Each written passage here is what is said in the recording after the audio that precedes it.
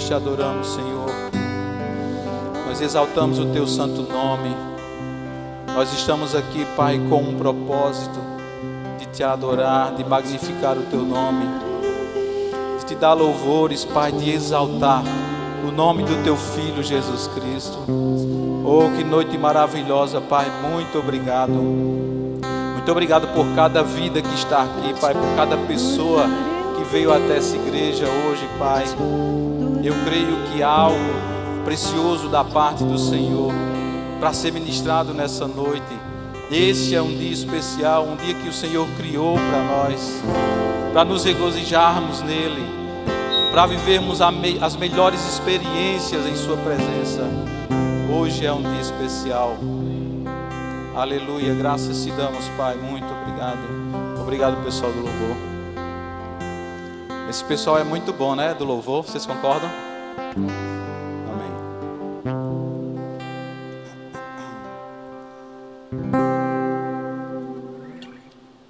Boa noite, queridos, graça e paz.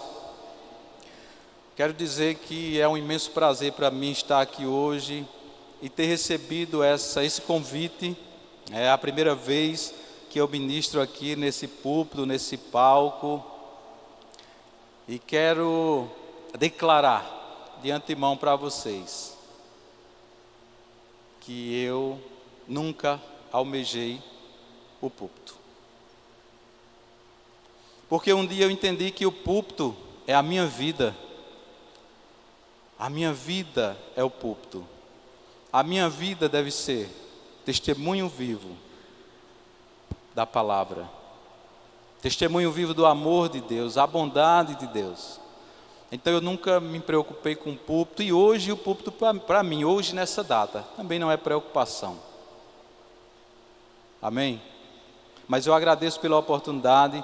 Agradeço ao pastor Isaías, eu sei que ele não está aqui, mas eu agradeço por ele ter confiado esse momento aqui a mim. E eu não estou aqui por mim mesmo, eu estou pelo Espírito. Amém?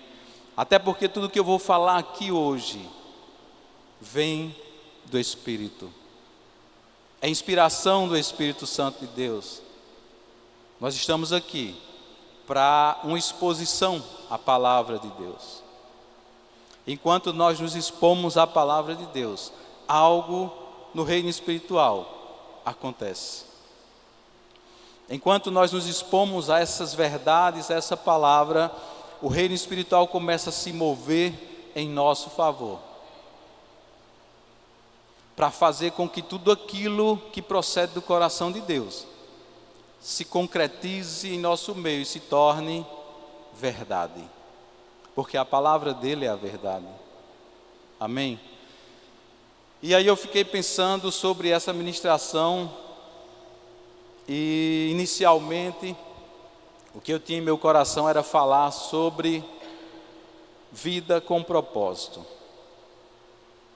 E eu já estava me preparando para falar sobre vida com propósito. Mas isso aí foi mudado. E hoje nós vamos falar sobre cura. Amém? Vamos falar sobre cura. Olha que lugar grande em espaço físico. Vocês concordam? É grande, não é essa igreja? Olha o espaço que nós temos aqui. E quando o Espírito confirmou para mim que eu iria falar sobre cura, eu pensei nesse lugar. E eu não sei você. Isso não é uma reclamação, nem é uma crítica, por favor, não me entenda mal. Mas eu pensei sobre esse local, a nossa igreja. Hoje é sexta-feira, né? Olha quantas cadeiras vazias nós temos. Eu não sei se incomoda a você, mas a mim sempre incomoda ver cadeiras vazias. Eu poderia contar aqui quantas pessoas nós temos hoje, porque é um número inferior ao número de cadeiras. E olha que espaço bom que nós temos aqui na frente, ó. E a princípio eu ficava pensando quando o pastor Isaías decidiu passar daquele espaço onde hoje é o Rema para quê? E eu pensei, por que um lugar tão grande? Mas hoje eu entendo por quê.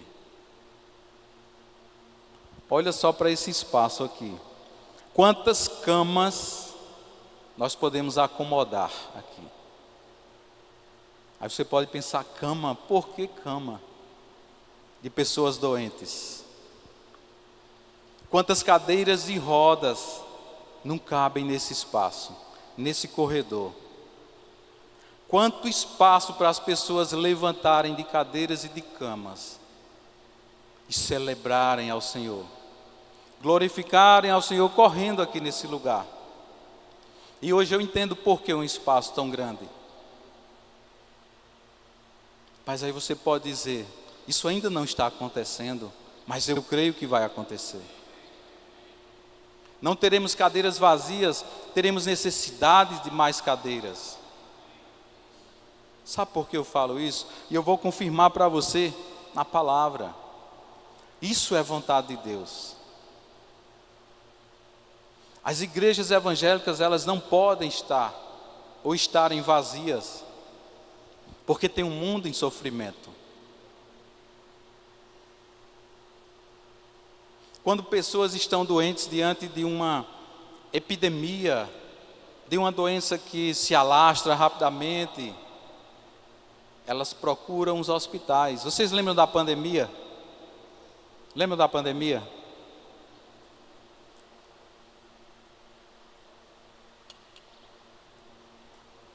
As pessoas corriam para os hospitais porque elas estavam doentes.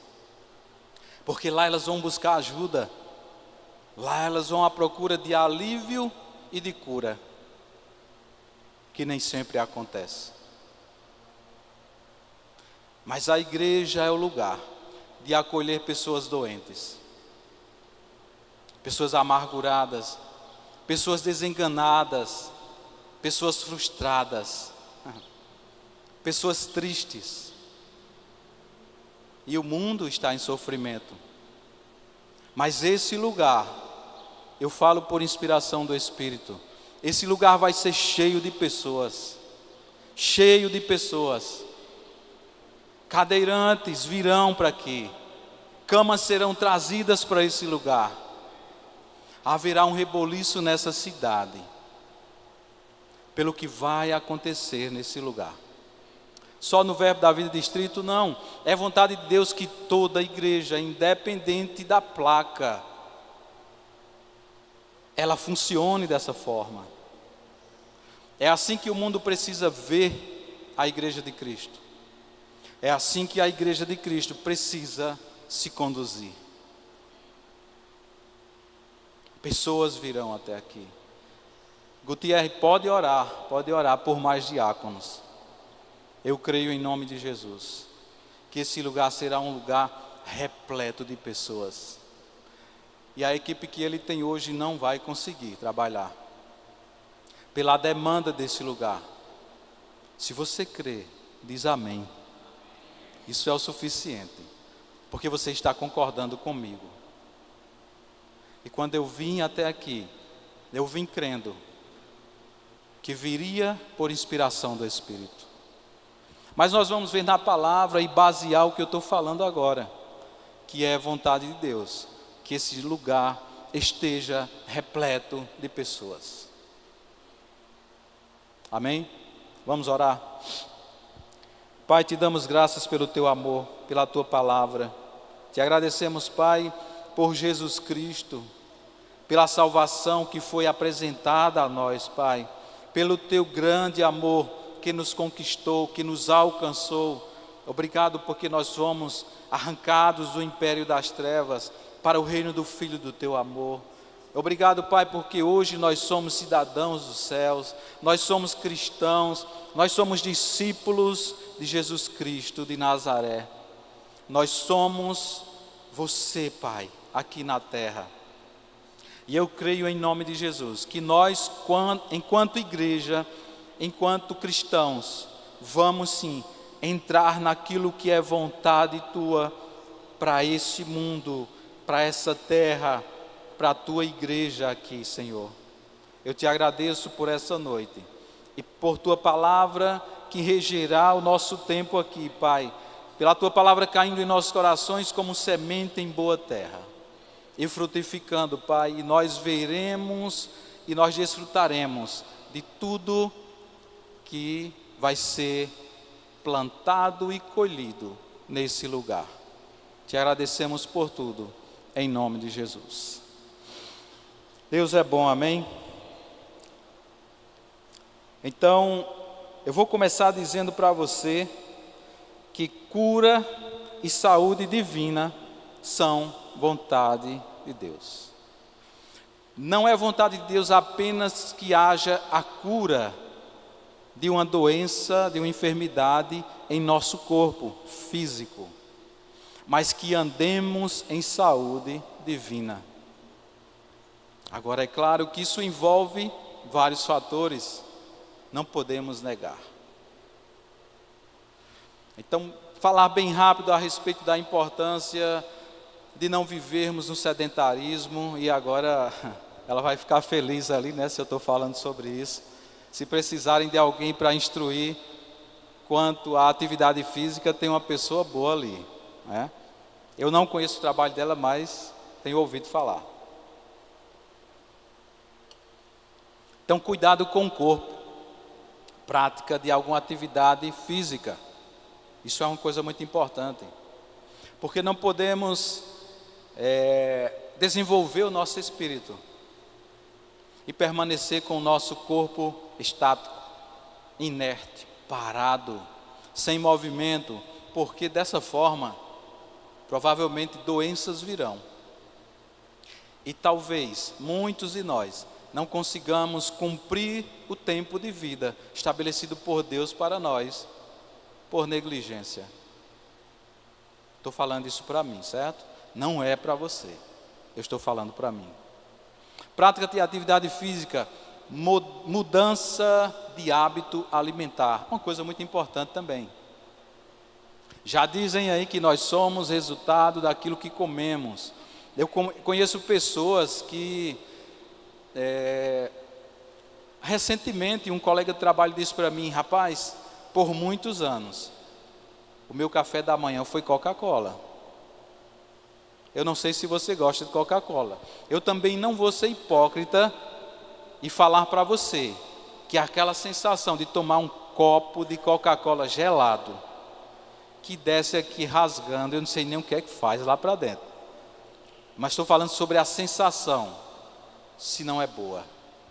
É. Mas hoje essa pessoa tem diabetes, está sofrendo limitações de alimentação por conta da doença. É importante, prática de atividade física e reeducação alimentar. Se a gente pensar só no espiritual, não vai dar certo. Então envolve muitos outros fatores. Mas eu quero dizer para você que Deus, é vontade de Deus que sejamos curados e que vivamos em saúde divina. Vamos para a palavra? Você pode abrir a sua Bíblia. Hoje nós vamos passear um pouquinho aqui em alguns textos bíblicos. Abre em Marcos capítulo 1. Marcos 1, versículos 40 a 42. Diz assim: aproximou-se dele um leproso, rogando-lhe de joelhos. Está falando sobre Jesus, certo? Aproximou-se dele um leproso, rogando-lhe de joelhos: se quiseres, podes purificar-me. Jesus, profundamente compadecido, movido de íntima compaixão, estendeu a mão, tocou e disse-lhe: quero, fica limpo. No mesmo instante, lhe desapareceu a lepra e ficou limpo. Aqui nós já começamos a ver que é vontade de Deus curar. Porque o leproso disse: se quiseres, podes me curar. Jesus disse: quero ser limpo. Você pode pensar, mas foi a vontade de Jesus curar. Vai lá para João, capítulo 4, versículo 34. João 4, 34. Jesus disse-lhes: a minha comida é fazer a vontade daquele que me enviou e realizar a sua obra. Se ele disse, a minha comida é fazer a vontade daquele que me enviou, Deus tinha enviado Jesus e realizar a sua obra, e ele só fazia aquilo que o Pai queria que ele fizesse. A Bíblia diz que ele foi obediente até a morte de cruz. Então, em tudo, Jesus obedeceu a Deus. Se Jesus curava, sendo vontade dele, é porque ele entendia que curar era vontade de Deus.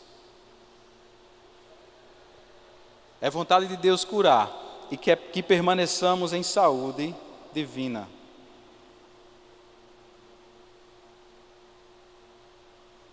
Então a Bíblia aqui em alguns lugares, ela trata a doença ou enfermidade como escravidão, prisão, e em alguns pontos, opressão. Pessoas são presas por doenças e enfermidades, elas são escravizadas e elas são oprimidas. A doença traz todas essas condições aí para o homem. Vamos ver isso pela Bíblia? Abre a tua Bíblia agora em Lucas, Evangelho de Lucas, capítulo 13.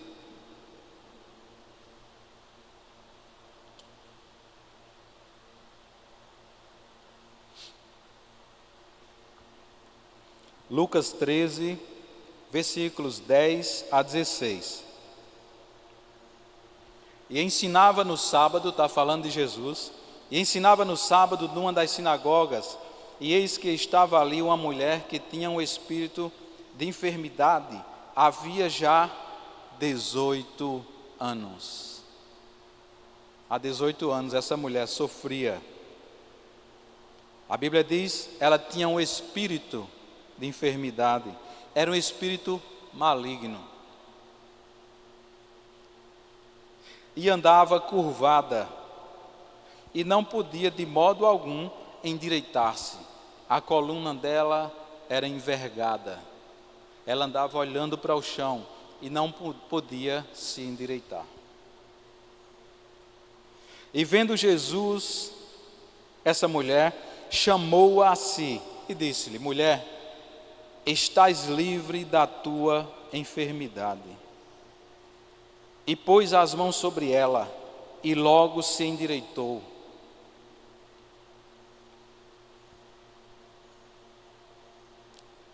Logo se endireitou, e glorificava a Deus. E tomando a palavra, o príncipe da sinagoga, indignado porque Jesus curava no sábado, eles diziam que tinha que guardar o sábado, disse à multidão: 6 dias há em que é mister trabalhar. Nestes, pois, vinde para serdes curados, e não no dia de sábado. Respondeu-lhe, porém, o Senhor e disse: hipócrita, no sábado não desprende da manjedoura cada um de vós o seu boi ou jumento, e não o leva a beber? E não convinha soltar desta prisão, no dia de sábado, esta filha de Abraão, a qual há 18 anos, Satanás tinha o quê? Presa. Então Jesus deixou claro aqui que aquela mulher era prisioneira de Satanás, porque há tantos anos ela sofria com uma doença, com uma enfermidade. E eu quero abrir um parêntese aqui para que nós possamos nos fortalecer um pouco mais nessas verdades.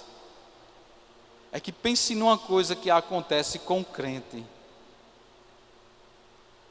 É a insistência por sintomas ou dos sintomas.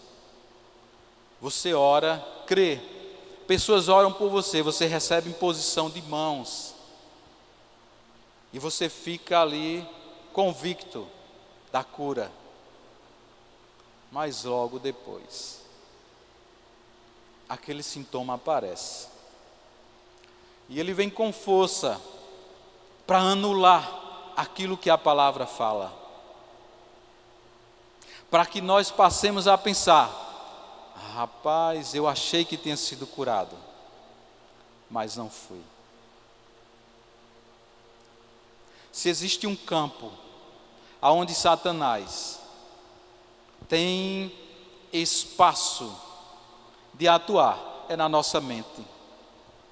Mas quem aqui, ou quantos sabem, ou todos aqui já sabem, ele é o pai da mentira. E aí ele lança para você: a cura não aconteceu. Olha aí o sintoma. Aí você desfaz toda aquela sua crença e toda aquela força que você colocou com a sua fé, a fé que Deus te deu, e passa a acreditar na mentira de Satanás. Eu lembro que lendo um livro uma vez de Kenneth Hagin, ele falava sobre, na zona rural, ele tinha orado por um amigo que sofria muito com a doença, não sei se era óssea, coluna, alguma coisa assim, e aquele homem ali, ele saiu de um dos cultos, eu acredito, curado, completamente curado. 2 anos depois, ele ia passando na frente da propriedade desse homem e viu o homem ajoelhado perto da porteira. E ele achou estranho, disse assim, não sei se no livro ele disse assim, ele deve estar orando, alguma coisa assim. E ele se aproximou e foi saber o que estava acontecendo e por que ele estava ali àquela hora. E o homem disse assim: Kenneth Hagin, lembra quando você orou por mim e eu fui curado? Se lembro, você foi curado. Aquela dor voltou. Há 2 horas, eu acredito, há 2 horas eu estou aqui no chão prostrado, porque aquela dor voltou da mesma forma, com muita força. E Kenneth Hagin diz lá no livro que ele ficou tão indignado com isso aí, porque ele viu que aquele homem tinha passado a acreditar num sintoma que Satanás lançou para ele. E aí ele ficou no chão lá, sem poder levantar. E aí ele teve que ser submetido a um tempo grande de ministração, porque Kenneth Hagin ministrou novamente para ele, fazendo ele voltar àquela certeza da cura que ele havia recebido. E aquele homem levantou, mais uma vez, convicto, certo da cura. Isso já deve ter acontecido com todos vocês, já aconteceu comigo. Existem coisas no meu corpo que persistem, que insistem, mas eu não vou abrir mão da minha fé.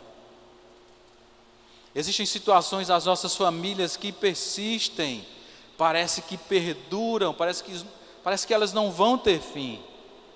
E você diz: eu já orei tanto pela minha família e isso ainda está assim. Isso é o que você está vendo. O reino espiritual está se movendo. Algo está acontecendo. Amém? Vamos voltar para a palavra. Então aqui a Bíblia trata a doença como escravidão, prisão ou opressão. Agora deixa eu te dizer uma coisa. É interessante que nós, filhos de Deus, cristãos, pessoas da fé, nos posicionemos entendendo o seguinte: se alguma doença surgiu no meu corpo, no corpo de alguém, de um familiar, de quem quer que seja, essa doença ou enfermidade é uma oportunidade para que a glória de Deus seja manifesta. Você imagina se toda a igreja de Cristo aqui na terra passasse a se posicionar dessa forma, encarando uma doença como uma oportunidade de manifestação do poder e da glória de Deus. Satanás vai entrar em desespero. Ele vai dizer: não adianta mais lançar doença para esse povo, porque se eu levanto uma doença, eles exaltam o nome de Jesus. Se eu levanto um sintoma, eles dobram os joelhos e oram, e algo acontece. O reino espiritual é real. E nós precisamos ter uma consciência maior sobre isso. Algo está acontecendo.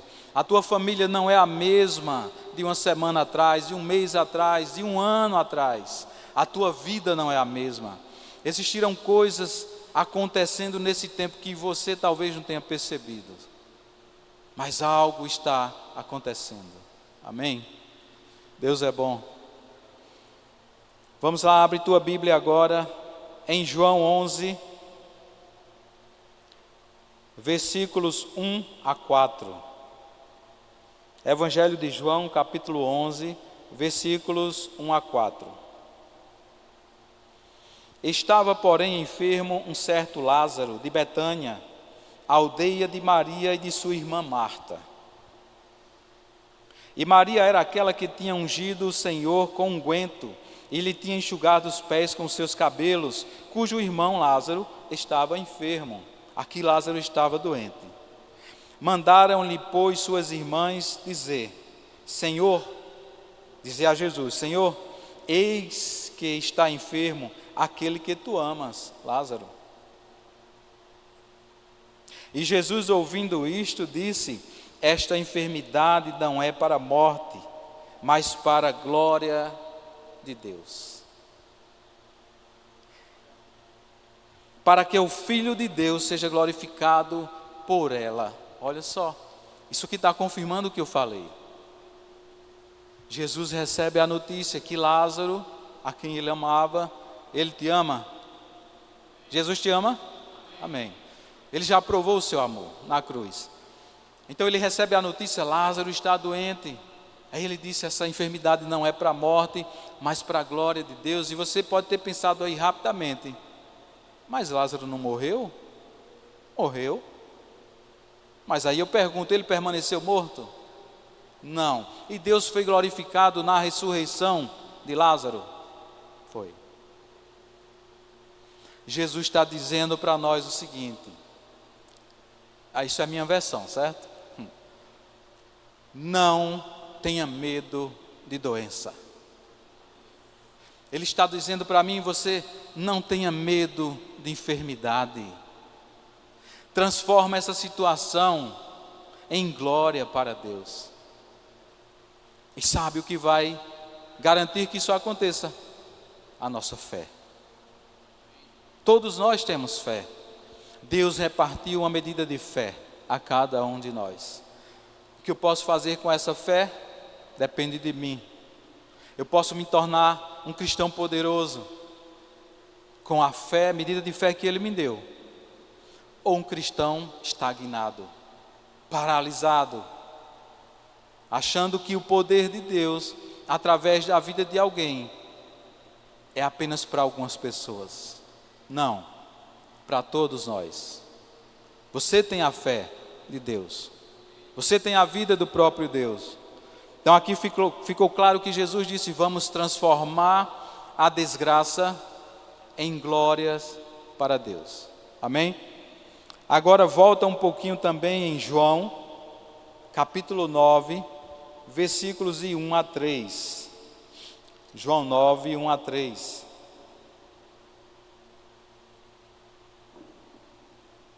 E passando Jesus, viu um homem cego de nascença, e os seus discípulos lhe perguntaram, dizendo: Rabi, quem pecou, este ou seus pais, para que nascesse cego?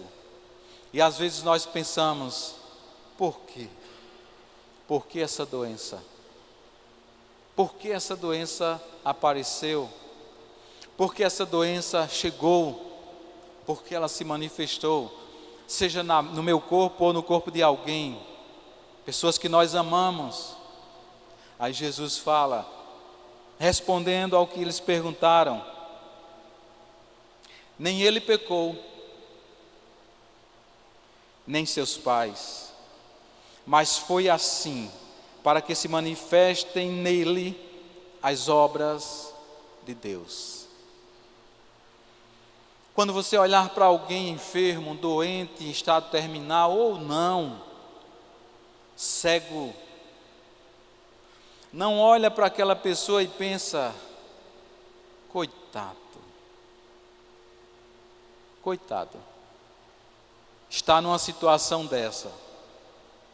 E aí você passa de fininho, como se não fosse problema seu. Quando eu olhar para alguém numa condição assim, eu devo ver a oportunidade da glória de Deus ser manifesta. Eu preciso ver naquela situação uma oportunidade de eu manifestar a glória de Deus e exaltar o nome dEle. É isso que Jesus está ensinando. Quando você vai a qualquer lugar, sabe qual é a sua identificação? Cristão. Pessoa que segue a Cristo.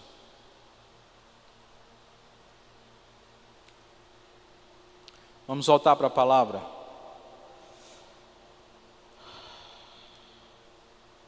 E aí eu volto a pensar, por que temos cadeiras vazias? E essa é uma indagação que eu faço comigo mesmo.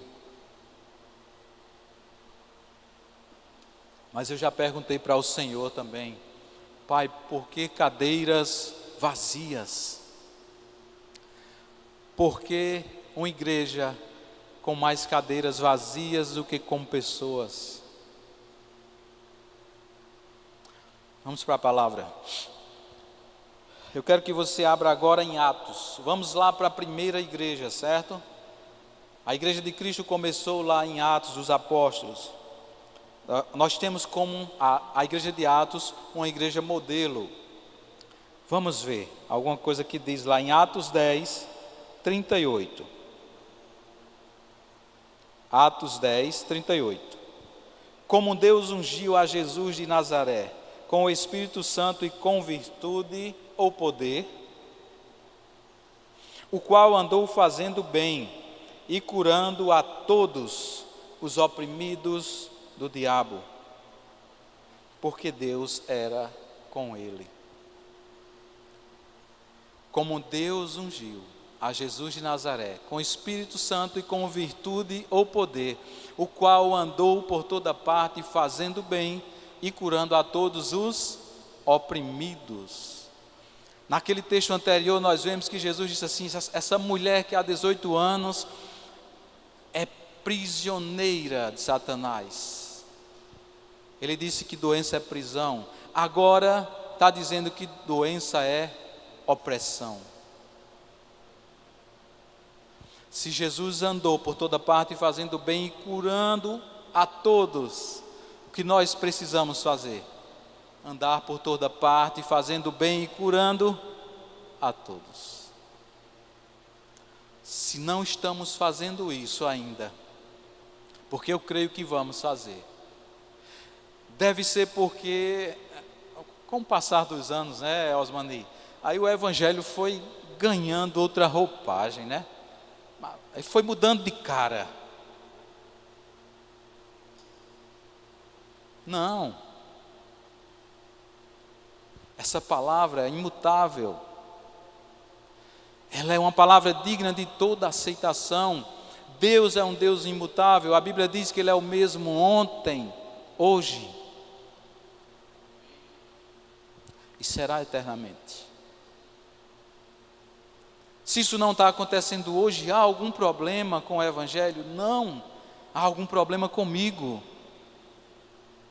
Se esse lugar não está cheio de pessoas acamadas e em cadeiras, cegos, saindo daqui curadas, salvas, libertas, Deus mudou em algum momento? Não, fui eu quem mudei. Essa responsabilidade é minha. E por que eu estou falando sobre cura? Porque eu tenho dito para Deus: Pai, eu quero ser participante disso.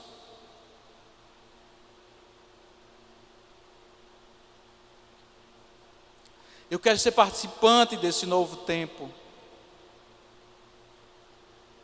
Eu quero fazer parte, ser cooperador de alguma forma, quando pessoas estiverem aqui, para receber cura. Tem alguém aqui do evangelismo? Quem aqui é do departamento de evangelismo? Alguém do evangelismo, levanta a mão, por favor. Tem alguém do evangelismo aqui? Ninguém? Bárbara? Bárbara está aí? Bárbara é do evangelismo, né? Alguém é do evangelismo? O cearense salvou essa igreja, hoje aqui. Ele é do evangelismo, ele está ali. Acena aí, para as pessoas se verem. Veio lá do Ceará para evangelizar o povo de Campina. Eles têm feito um trabalho de guerreiros. Todos os sábados, às 15 horas, eles estão aqui, chova ou faça sol. Eles estão aqui para levar essa boa palavra às pessoas. Eles estão fazendo a parte deles, num grupo pequeno, sim, é um grupo pequeno. Mas deixa eu dizer a você, não é responsabilidade deles encher essa igreja. É responsabilidade nossa. O trabalho deles, eles têm feito, mas é responsabilidade nossa. A partir do que vai acontecer aqui, evangelizando também aonde nós estivermos, influenciando vidas, sim, atraindo pessoas, sim, pelo que nós temos, que foi dado da parte de Deus. Você é luz, você é sal nessa terra. Isso já é o suficiente para atrair pessoas ao lugar onde você costuma estar, para que pessoas digam: eu quero ir aonde Gutierrez vai. Rapaz, parece que lá é bom. Aonde Luizinho vai, eu quero ir aonde ele vai. Vou saber onde é essa igreja, eu quero ver o que acontece lá. Nem sempre as pessoas virão até a igreja para receber. Muitos virão para ver. Era assim na época de Jesus. Muitos se aproximavam para ver, porque existia uma fama nele. Sabe qual era a fama de Jesus? Curar a todos por onde ele passava. E eu creio, em nome de Jesus, que esse lugar vai se transformar em um lugar de acolhimento de pessoas doentes, que serão curadas. E todas as pessoas nessa redondeza virão até aqui para verem o que é que está acontecendo. Eu ouvi dizer, e elas virão. Pessoas de bairros mais distantes virão, pessoas de outras cidades virão, pessoas de outros estados e regiões do Brasil virão até aqui. Sabe por quê? Por causa dos sinais. Você sabe que o Evangelho é o poder de Deus, nós vamos ver aqui na Bíblia.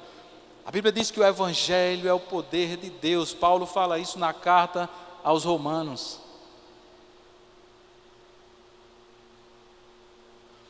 E o poder de Deus, ele é manifesto através de sinais. Porque só de ouvir as pessoas não vão serem atraídas. Só de ouvir as pessoas não vão dizer: eu ouvi um pregador dizendo que aquele lugar é um lugar de cura e eu vou lá. Elas não virão por isso. Algumas sim, todas não. Mas quando elas ouvirem falar, tem uma igreja ali, aonde os cadeirantes se levantam, as pessoas largam as muletas, elas voltam para casa carregando as cadeiras de roda, e elas deixam a cama no lixo, da igreja, elas vão querer esse lugar. Elas vão trazer familiares para esse lugar. Um exemplo disso bem rápido para a gente voltar para a palavra. Você já tentou marcar uma consulta em um médico? Eu já. Por exemplo, eu estava mais ou menos no meio do ano, mês de junho, e eu tentei marcar uma consulta para um profissional que só tinha vaga em agosto do ano seguinte. Pode um negócio desse? Porque a agenda dele já estava cheia, mais de um ano após aquela data que eu estava tentando marcar. Você sabe por que aquelas pessoas estão indo para aquele profissional, enquanto outros, você liga e a secretária diz, se vier agora, ele atende, não é assim? E por que o outro só tem para agosto, quando eu estou tentando em junho do ano anterior?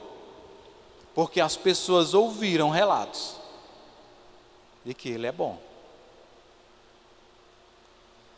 Aquele médico, aquela médica é boa.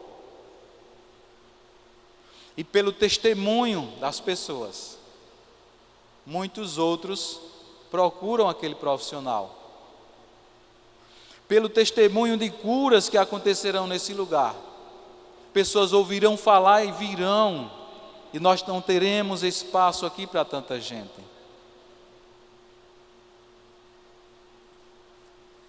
Isso vai ser repercussão nas mídias, na nossa cidade, no corpo de Cristo. E outros cristãos virão e dirão, o que é que vocês têm? Que tudo isso está acontecendo? Nós temos vida com Deus. Nós temos uma fé em ação. Nós temos uma palavra que é a verdade, que funciona. E é esse relato que as pessoas vão receber. Você crê nisso aí? Eu creio. Vamos voltar para a palavra. Então lembra dessa palavra, sinais. Você lembra quando nós lemos textos do Antigo Testamento? Moisés, lá em Êxodo, foi tirar o povo hebreu da escravidão do Egito, e toda aquela trajetória foi marcada por sinais, para que primeiramente o povo de Deus, o povo hebreu, cresce, e para que outros também crescem em Deus, a ponto de dizer, o Deus dos hebreus faz isso, o Deus dos hebreus faz aquilo. E quantos sinais? Fogo que descia do céu, pedras que descia do céu, granizo, o mar vermelho que foi aberto, o rio Jordão que foi aberto, a vara de Moisés que, quando lançada ao chão, se transformou em uma serpente, e foi Deus que deu a ordem, Moisés, faz isso para que o povo entenda que eu te enviei. E quando ele voltou a pegar o que era serpente, voltou a ser vara novamente. A mão dele, que ficou leprosa, e depois ficou sã, sarada, sinais, as pragas, sinais, a água que se transformou em sangue, sinais. E na nova aliança, Jesus vem falando sobre sinais.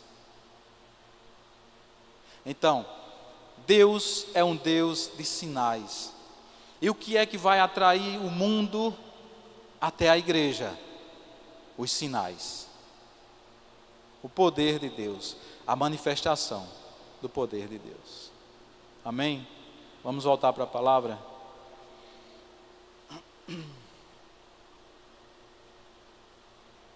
Você tem medo de crer? Não podemos ter medo de crer. Saibam que eu estou falando aqui por inspiração do Espírito, baseado na palavra, e até aqui eu não falei uma só palavra, de acordo com o que eu penso. Eu estou falando a palavra de Deus. E eu estou ousando crer. Nós estamos numa sexta profética. Está falando aqui sobre um espaço que vai ser ocupado por pessoas em busca de milagres.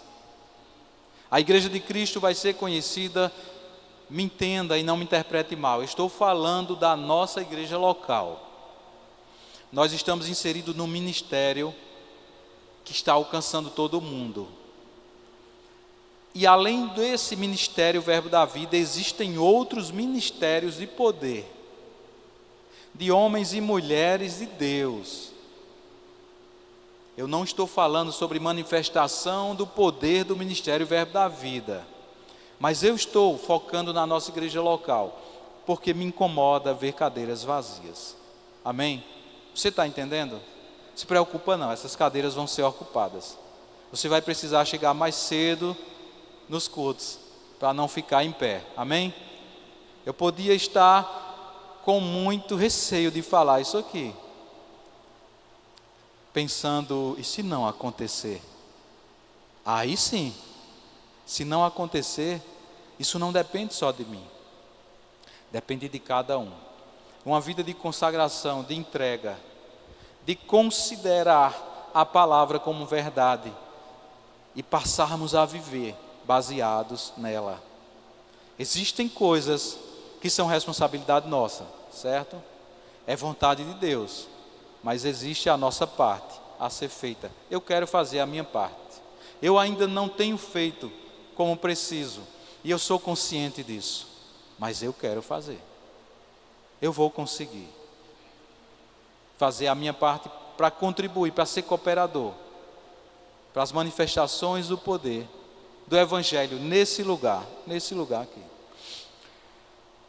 Sinais. Vai lá para Marcos 16, 15 a 20. Marcos 16, 15 a 20.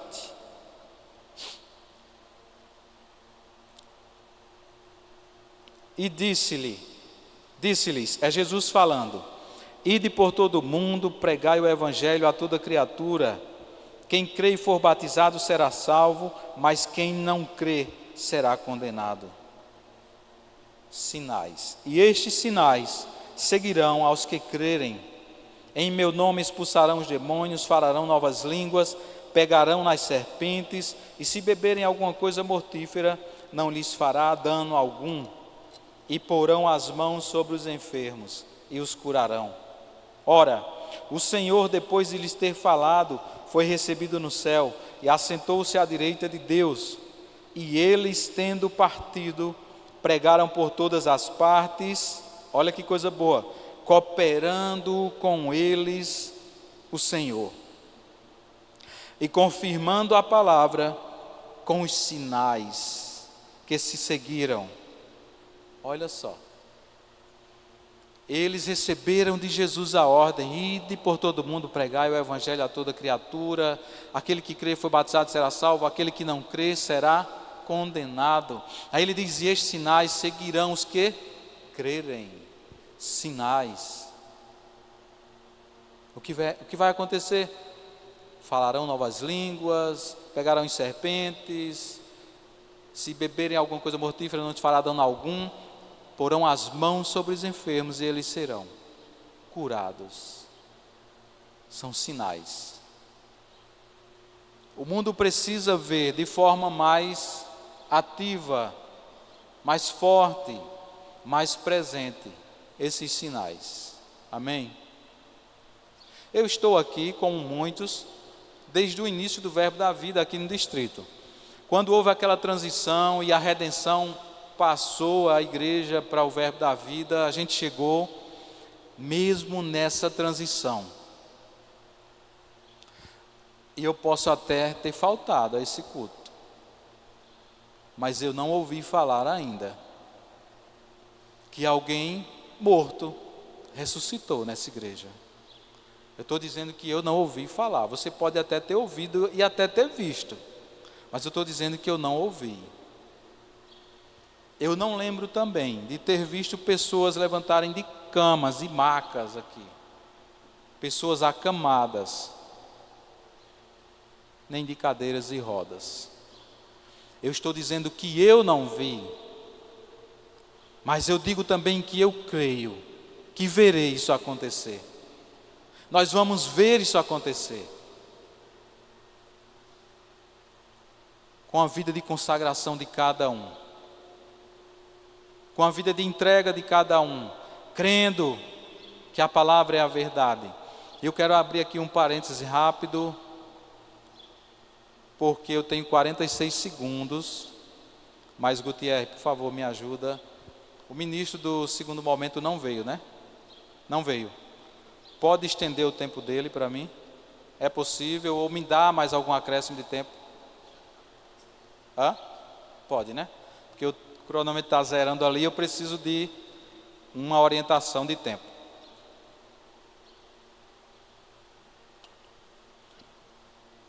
O meu tempo está terminando e eu podia encerrar aqui, mas nós podemos ir um pouco mais adiante, amém? Estamos nos expondo à palavra de Deus, à verdade. Já lemos Marcos, sinais. Então, o Evangelho é o poder de Deus, segundo o que Paulo falou lá na carta aos Romanos. Evangelho é o poder de Deus. Vai lá para Romanos capítulo 1, versículo 16.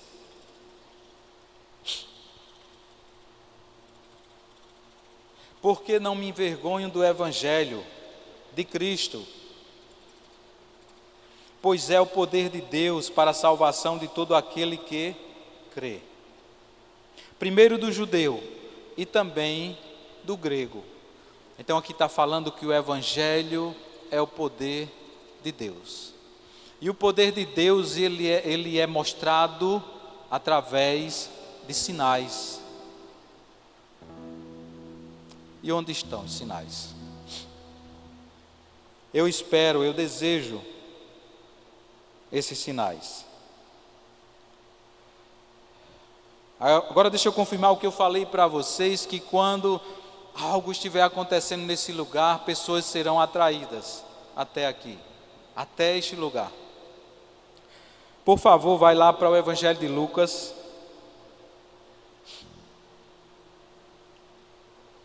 Lucas capítulo 6, versículos 17 a 19. Lucas 6, 17 a 19. E descendo com eles, parou num lugar plano, e também um grande número de seus discípulos, e grande multidão, de povo de toda a Judeia, de Jerusalém, e da costa marítima de Tiro e de Sidom, os quais tinham vindo para ouvir e serem curados das suas enfermidades, como também os atormentados, os espíritos imundos, e eram curados. E toda a multidão procurava tocar-lhe, porque saía dele virtude e curava a todos. As pessoas vinham, multidões aqui fala, eles vinham ouvir e receber. Eles vinham ouvir o que estava acontecendo. Vai agora para o Evangelho de Mateus, capítulo 4, 23 a 25. E percorria Jesus toda a Galiléia, ensinando nas suas sinagogas e pregando o Evangelho do reino, e curando todas as enfermidades e moléstias entre o povo. E a sua fama correu por toda a Síria, e traziam-lhe todos os que padeciam, acometidos de várias enfermidades e tormentos, os endemoniados, os lunáticos e os paralíticos, e ele os curava. E seguia uma grande multidão, da Galileia, de Decápolis, de Jerusalém, da Judeia e de além do Jordão. Aqui diz que a fama de Jesus corria. E essa fama atraía multidões, muita gente. Marcos 2, 1 a 5 diz assim: E alguns dias depois entrou outra vez em Cafarnaum, e as pessoas souberam que ele estava em casa. E logo se ajuntaram tantos que nem ainda nos lugares junto à porta cabiam, e anunciavam-lhes a palavra. E vieram ter com ele, conduzindo um paralítico trazido por 4 homens, e não podendo aproximar-se dele, abriram um buraco no teto, desceram esse paralítico. Chamou a atenção de Jesus a fé desses homens, e aquele paralítico foi curado. Agora eu quero que você volte para Atos. Eu vou finalizar com esse texto de Atos. Eu falei que a igreja de Atos, como a primeira igreja, ela é modelo para nós, e precisa continuar sendo modelo para nós. Atos 2, 41 a 47. De sorte que foram batizados os que de bom grado receberam a sua palavra, e naquele dia agregaram-se quase 3.000 almas. Aqui está dizendo que naquele dia agregaram-se quase 3.000 almas, em um dia. Eu creio no crescimento dessa igreja. E perseveravam, agora presta atenção nisso aqui, e perseveravam na doutrina dos apóstolos, e na comunhão, e no partir do pão, e nas orações. Essa é a nossa parte. Essa é a nossa parte. E em toda a alma havia temor, e muitas maravilhas e sinais se faziam pelos apóstolos, e todos os que criam estavam juntos, e tinham tudo em comum, e vendiam suas propriedades e bens, e repartiam com todos, segundo cada um havia ou tinha necessidade, e perseverando unânimes todos os dias no templo, e partindo o pão em casa, comiam juntos com alegria, gentileza e singeleza de coração, louvando a Deus e caindo na graça de todo o povo. E todos os dias acrescentava o Senhor à igreja aqueles que se haviam de salvar.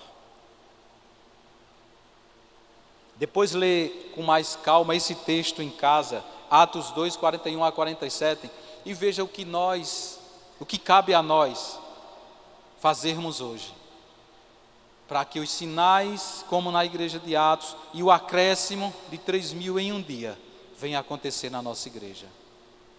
Existe uma parte que cabe a nós fazer, amém? Eu queria ler para você aqui apenas algumas coisas interessantes, importantes, eu acredito. A parte da palavra eu já finalizei, e creio que você foi alcançado por essas verdades da palavra. Vou falar agora sobre alguns dados da OMS, a Organização Mundial de Saúde. Se tratando dos dias atuais, nós temos um crescimento muito grande de doenças psicológicas. Doenças psicológicas são transtornos que pessoas apresentam. Vamos entender transtorno como uma desordem. Um transtorno é uma desordem. E são vários esses transtornos que acometem pessoas. Esses transtornos, como transtorno bipolar, TDA, TDAH, autismo e tantas outras coisas, eles afetam a vida pessoal, amorosa, familiar, acadêmica e profissional dessas pessoas. Atrapalha tudo, em toda a vida daquela pessoa. Um transtorno desse aí são doenças psicológicas. Aí existem doenças psicossomáticas, que são sofrimentos emocionais que causam doenças físicas ou agravam doenças já existentes. Doenças psicossomáticas, elas somatizam algo que tem no seu corpo. Em alguns casos, criam doenças que nem existiam, doenças psicossomáticas. Nós temos também a hipocondria, que é um transtorno, que é aquela pessoa que acha que sempre está doente. Alguém descobriu um câncer na cabeça através de uma dor forte. Se ele sentir uma dor forte, ele vai dizer: eu tenho um tumor na cabeça, eu tenho um câncer. É a hipocondria. Isso atrapalha. Pelo amor de Deus, não podemos fazer esse tipo de declaração. Esquece minha enxaqueca, minha alergia, minha dor de cabeça. Parece que a gente possui tanta coisa, tantos bens, né? Não, nada disso é meu, nem pode ser seu. Esquece isso. O Espírito que levantou Jesus dos mortos, Ele está aqui. Amém?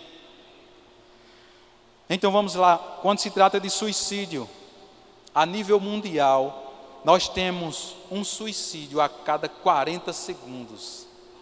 Em 30 minutos de ministração aqui, 45 pessoas tiraram a própria vida em todo o mundo. Em 1 hora, 90 pessoas morrem ou tiram suas vidas. Isso é um índice alarmante, é muito alto. Nós somos a igreja. E o que nós podemos fazer para salvar esse mundo, essas pessoas? Existe até um ranking de doenças. A doença que mata no mundo é a doença cardíaca. Depois vem o câncer. Em terceiro lugar, o AVC isquêmico. Depois vem mortes por acidente de trânsito. E aí vai, o ranking é muito grande. Mas deixa eu fazer uma observação aqui para a gente encerrar. Olha como Satanás é astuto. Se eu tenho uma doença num dedo, essa doença não me impede de muita coisa. Se eu tenho uma doença na mão, também não. Se eu tenho uma doença no dedo do pé ou no pé ou na perna, essa doença não me impede de muita coisa, não. Mas se a minha cabeça está doente, todo o meu corpo vai sofrer. E porque dizem que a doença do século agora está ligada à parte psicológica? Porque Satanás entendeu que ele atingindo a cabeça, ele atinge todo o corpo e ainda compromete toda uma vida. Satanás é nojento. Não abre a porta da tua casa para ele. E as pessoas estão sofrendo dessa forma, com doenças psicológicas e transtornos dos mais diversos. Mas Deus é fiel à sua palavra. E nós cremos nessa palavra. Você pode ficar de pé para a gente orar?